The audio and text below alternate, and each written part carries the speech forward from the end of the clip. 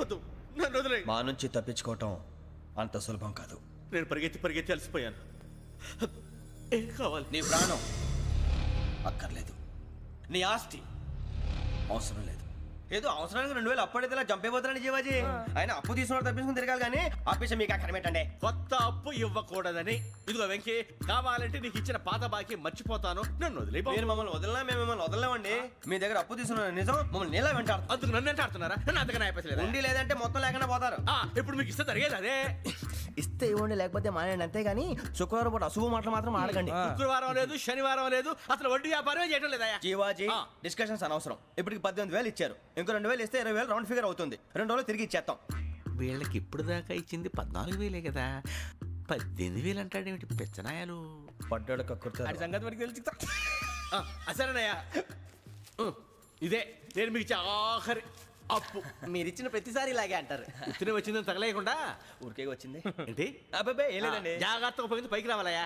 సరే, ఈ 2,000తో 20,000 సంపాదిస్తారు. అదే కూర్చొని ఆలోచిస్తాం. ఆ జీవగాడు ఎప్పటికైనా జీవితంలో పైకి రావాలంటాడు. రోజు ఇంత పైకి వస్తాం తెల్లడికి. రే, మనం దొరికిన వాళ్ళ దగ్గర అప్పు చేసి తాగెత్తనం. ఇలా ఎన్నాళ్ళు ఇచ్చేవాళ్ళు ఉన్నన్నాళ్ళు తెలిసిన వాళ్ళందరూ అయిపోయారు, ఇంకెవరు మిగిలారా? అందుకే నేను ఎప్పుడు అంటూ ఉంటాను సర్కిల్ బెంచ్ మని. ఒక రెండో పెంచుకుందామన్నా ఎవడు కోఆపరేట్ చేయట్లేదా? మనం చూస్తేనే జంప్ అక్కడ. అరే వడ్డీ ఎంతైనా పర్వాలేదు, అప్పు ఏంట్రా అంటే ఒక ముందు రాడే. ముందుకు వస్తే వాళ్ళు వెనక్కి వెళ్తారని భయం. భయం భయం భయం, ఎక్కడ చూసినా భయం. ఎన్నాళ్ళు భయం?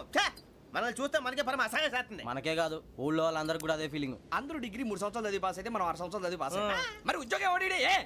ఉద్యోగాలు ఇవ్వక, అప్పులు ఇవ్వక, తాగేది ఎలాగా, బతికేది ఎలాగా? అరే మనం మాత్రం మనుషులం కాదా?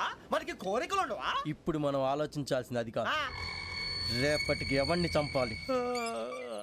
కాలనీలో ఎవరు సార్?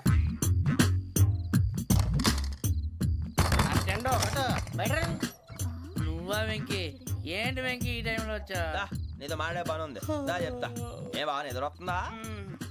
సరిగానే రే, నువ్వు మమ్మల్ని చూసే తలిపేసావా?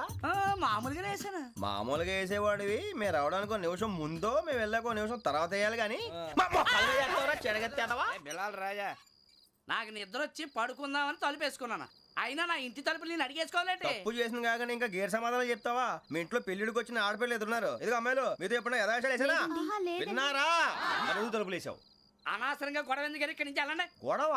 మీ ఇంటి మీద పడి ఎప్పుడైనా గొడవ చేశానా బిని గారు? లేదు బాబు. విన్నారా? చెప్పు, మమ్మల్ని చూసి తలుపులు ఎందుకు వేసుకున్నావు? అరే మాకు అప్పించిన వాళ్ళు కూడా మమ్మల్ని చూసి ఎప్పుడు తలుపులు వేసుకోలేదు. ఏం జీవాజీ? మరి నువ్వు ఎందుకు వేసుకున్నావు? బాబు టప్ అయిపోయింది, బుద్ధి తక్కువ వేసాను చాలా. అంటే మా మోకాల మీద తలుపులు వేసామని ఒప్పేసుకుంటున్నావు? ఒప్పుకుంటున్నాను. సరే ఇప్పుడు చెప్పు, మా మొఖాల మీద తలుపులు వేసేంత తప్పు మేము ఏం చేసామరా? తప్పైపోయిందని అంటున్నారు కదా, వదిలేయండి బాబు. అదే తప్పు మేము చేసి మమ్మల్ని వదిలేయమంటే మీరు వదిలేస్తారా బిని గారు? తప్పని ఒప్పుకుంటున్నాడు కదా అయ్యా. ఇప్పుడు టైం 11 అయింది, వెళ్ళి పడుకోండి. 11 అయిందా?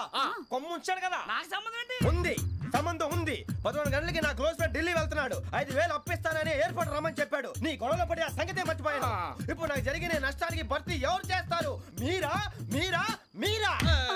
ఎవడు పడతావు? ఎందుకు చేస్తాడా భర్తీ? మళ్ళీ వాడి నువ్వు తప్పు ఎవడు చేసావు? వాడే చేస్తాడు. దానికి కారణం ఈ 10 మనిషే కదా. వాడే చేస్తాడు.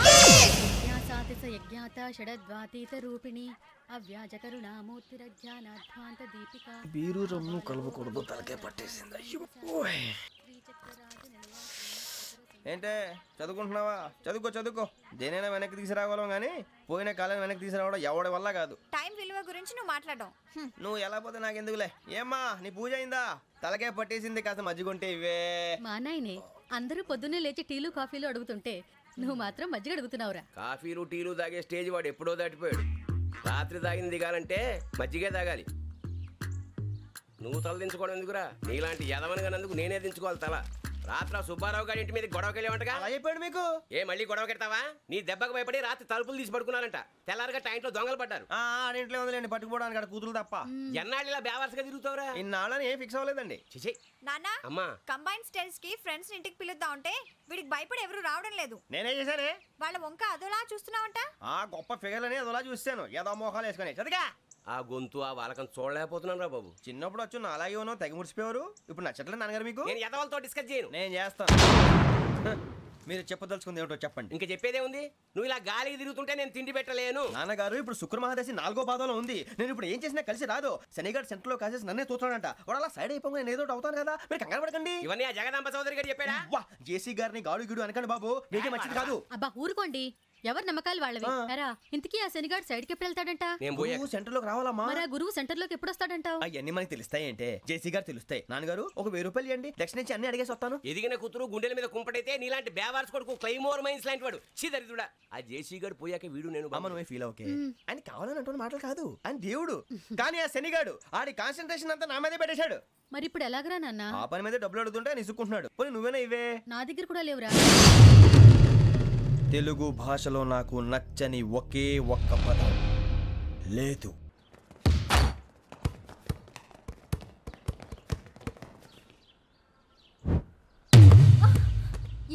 అరే సూరే, బాల్ తీసుకురారా.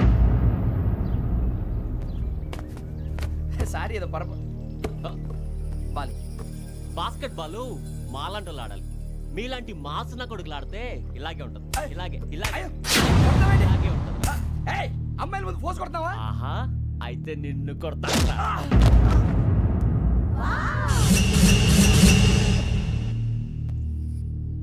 వాడు అమ్మాయిలు ఉన్నారని చూడరా ఎలా రెచ్చిపోతున్నాడు. బాస్కెట్ బాల్ మీ వాడి ఆట కానీ మీలాంటి మాసోళ్ళు ఆడే ఆట కాదు అంటున్నాడు రా. రే ఇంత ముందు 2-3 సార్లు కూడా ప్రతి విషయంలో జోక్యం చేసుకుని మన వాళ్ళు కొడుతున్నాడు రా. వాడిని ఏదో ఒకటి చేయాలరా, వాడిని వదలొద్దు.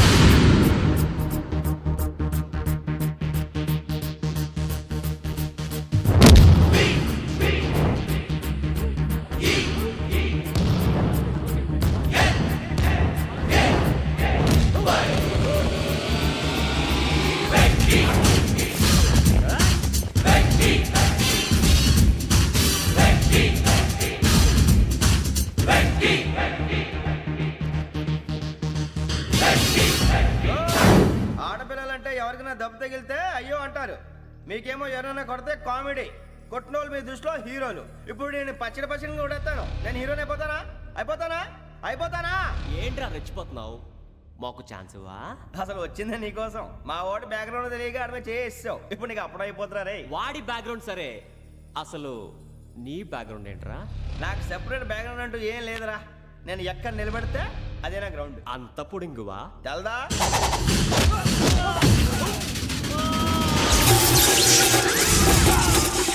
ఎవ్వా మన మామిడి కొట్టినప్పుడు వావ్ అన్నారు, ఇలాగే ఉంటుంది.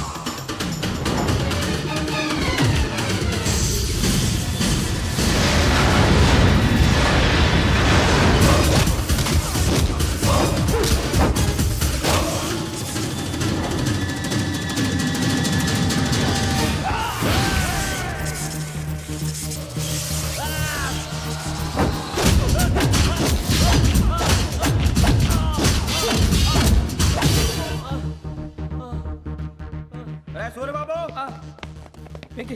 ఇందాక నేను కొట్టినప్పుడు నీకే అనిపించిందిరా? కుమ్మేయాలనిపించింది. మరి కుమ్మే. అమ్మో కుమ్మో. నిన్ను అమ్మాయిని ముందు పట్టుకొని అలా కొడితే ఏ తగ్గుతుందిరా ఆడికి? అసలే ఎక్సైజ్ బాడీ ఏదవుది. తప్పు చెప్తాను, కొడితే మడతడిపోవాలి. మాస్తో పెట్టుకుంటే మడతడిపోద్ది.